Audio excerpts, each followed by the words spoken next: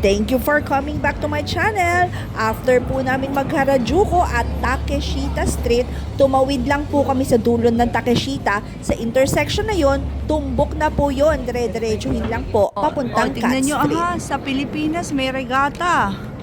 Dito, meron, regato. Pwede pa kayo dumiretso doon, doon. Ba, maganda pa pala dito sa kabilang side ng Harajuku.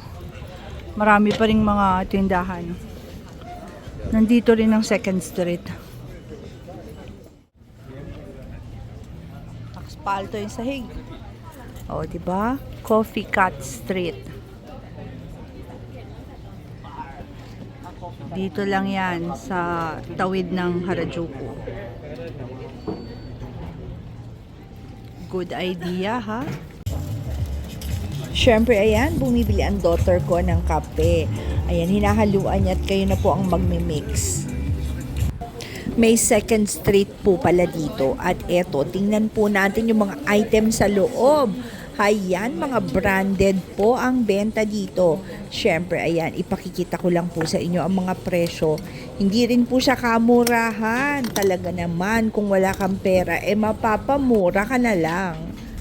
At ayan, ipinakikita ko na po sa inyo para may idea kayo kung bibili ba kayo or hindi. Kaya eto, tingnan natin ang mga presyo ng kanilang mga paninda.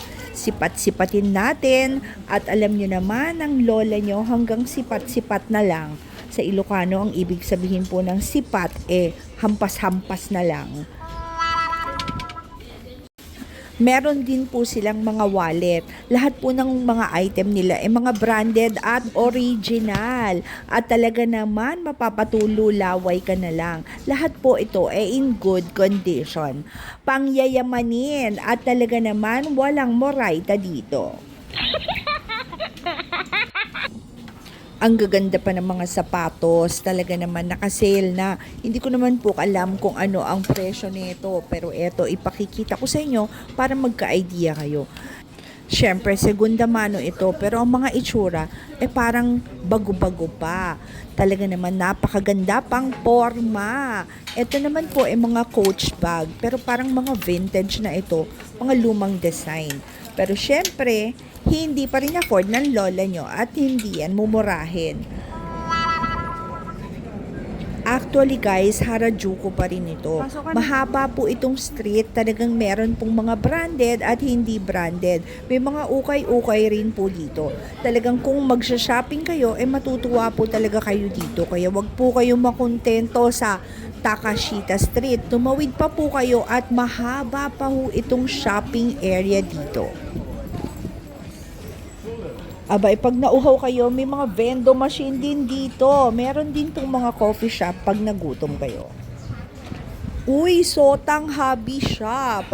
Ang naiisip ko po Sotanghon. Meron din pong RL dito. Medyo malaki rin po yung shop niya. May Onitsuka rin po dito, kaya sa mga naghahanap ng sapatos dyan, i-try nyo dito, baka may mabili kayo. Pero actually guys, ang daming tao sa loob, pero tara, tingnan natin. Usi-usi po tayo, kita nyo ang ganda nito, modelo, at ayan po ang presyo. Wala pong pambili ang lola nyo, at pinakikita ko lang po sa inyo kung magkano ang mga sapatos dito. Actually guys, mas mura talaga dito sa Japan. Heto guys, maganda rin po ito. Parang meron po ito sa atin kasi manipis ang sole niya. At eto pa guys, pang forma. Ang ganda! Yung iba pong mga display dito, wala pong presyo. Libre po ata. Eto, ang ganda rin nito. Parang Crocs. Heto guys, yung medyo traditional itong pader na to, para pong yung mga binibenta rin sa Pilipinas. Pero ang presyo, Diyos ko, apakamura. Talaga naman, ang gaganda. Ito parang flip-flops lang. At ayan, ang dami pong tao dito. Ewan ko lang po kung may mga sizes pa. Ako po nag-uusi-usi para lang po makita ninyo kung magkano ang presyo. At wala naman pong pambili ang lola nyo. Uy, ang ganda na itong sapatos na to. Bagay po to kahit na nakadress kayo. Sana all may pambili. Talaga ang daming tao dito, parang palengke. At heto guys, yung medyo sosyal. Dalawa po kasi yung shop nila dito. Nasa may kanto lang po ito. At mula po dito, diretsuhin pa rin po ninyo ang Cat Street hanggang sa makarating kayo sa Amotesando Avenue. Akyatin lang po ninyo yung overpass para makatawid po kayo sa kabilang kalye. At mula doon, may iskinita po ulit. Pinakita ko lang po yung paligid dito. At heto guys, may nakita po kaming naglalakad ng aso. Kita nyo naman, ang dami-dami at ang cute. Napakasunurin na mga aso. Sana all, pati huskies ko, ganyan din kababait. Oh, so cute. 22 dogs. At eto guys, may nakita ako. Akala ko, sila bubo. Hindi po pala. Mga mini robots po ata ito. At ayan, tingnan nyo, nagre-react sila at kakaway-kaway. Napaka-cute. Ibang klase. Talagang mga Japanese sa mga technologies. Yeah, mga social yung mga nandito. Kanina doon mga Chanel, Ganarn, at saka mga Fendi. Ngayon, eto naman dito. Ilalagay ko na lang sa baba kung nasan kami kanina. Hindi ko matandaan. Cat Street po pala itong street na to. Nanggaling po kami ng Harajuku, pumasok po kami ng Takashita Street. Pagkatapos tumawid lang po kami, may skinita ron, pasukin ninyo hanggang dulo. Siguro mga 1-2 kanto, tapos kakanan po kayo, Cat Street na po yun. Diretso na po yun, marami po siyang mga tindahan at talagang hindi po kayo maiinip. Hanggang sa makarating po kayo sa isang main street na malaki, makyat lang po kayo ng overpass, tumawid. At pagkatapos po, pasukin po nyo ulit ang Cat Street. Makakarating na po kayo hanggang dulo, Shibuya na po yun. Pangarap kong relo. Sana may magbigay. At heto, tuloy-tuloy lang po ang Cat Street. Talagang hindi kayo maiinip habang naglalakad kayo dito kasi maraming tindahan po talaga dito. Pagod na kami ng kakalakad.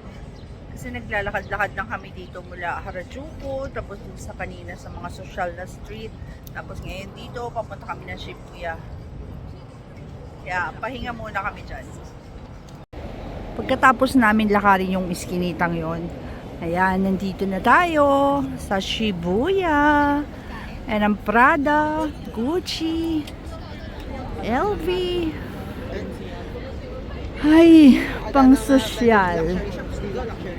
At ayan, sa dami po ng aming dilakad at sa haba, talaga naman nagutom kami. Kaya naghanap po kami ng izakaya. Ang ibig sabihin po noon ay mga small servings ang pagkain, parang mga pulutan. At syempre, inuman, pero kami soft drinks lang ang kaya naming inumin. At heto na ang aming mga lalafangin. Actually guys, hindi po tahimik ang restaurant na to kasi mga meetups po ang nandito, mga nagmi-meetups at mga umiinom. Kaya heto guys, pwede kaming mag-ingay. At heto na guys ang aming pagkain. Talagang inilalapag na. Hitsura pa lang talagang mapapatakam-takam ka na. Mga authentic po ang mga pagkain dito at hindi po kalakihan ng restaurant na to. Dito po sa area na to, marami pong mga ganitong resto. Kaya kayo na po ang bahalang pumili. Actually guys, masasarap naman po lahat ng pagkain dito sa Japan. Pumasok po kami dito sa may kanto. Medyo maliit lang po yung resto pero mga authentic po ang tinda nila. Kaya eto guys, lumalafang na ang lola nyo, tara na, kain na tayo. Grabe, ang sasarap po ng mga pagkain dito at talaga naman mapapa-extra rice ka sa sarap. Kahit bawal, bukas na po ang diet. At ayan pa po ang iba pa po naming mga in-order. Busog na busog ang lola nyo. Yan, diyan kami kumain. Actually guys, inuman yan, pero kami kumain. Thank you guys for joining us. Hanggang sa mga next vlogs. At ayan, nagwala pa po ako dito sa Shibuya, kaya abangan pa po ang mga susunod na episode. Bye-bye!